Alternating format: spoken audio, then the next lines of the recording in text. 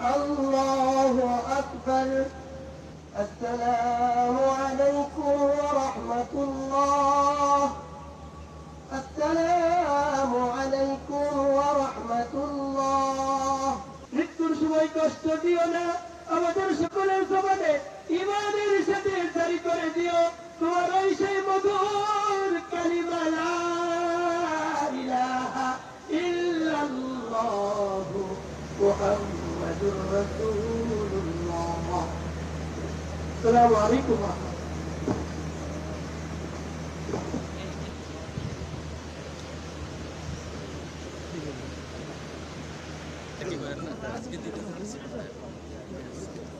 আমরা সকলে একত্রিত হয়েছি বাংলাদেশে, সংখ্যাগরিষ্ঠ মুসলিম দেশ আলহামদুলিল্লাহ।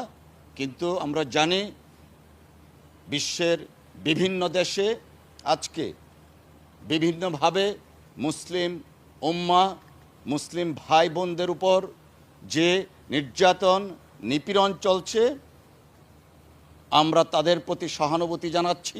একই সাথে যারা এই মুসলমানদের উপর নির্যাতন নিপীড়ন করছেন, আল্লাহ তাদেরকে হেদায়েত দান করুন।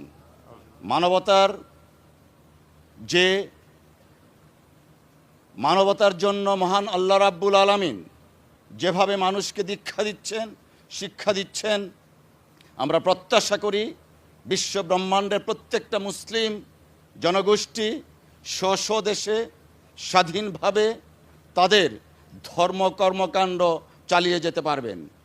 আমি আবারও আপনাদের সকলকে মহান সংসদের পক্ষ থেকে ধন্যবাদ জানাচ্ছি। আসসালামু আলাইকুম। ঈদ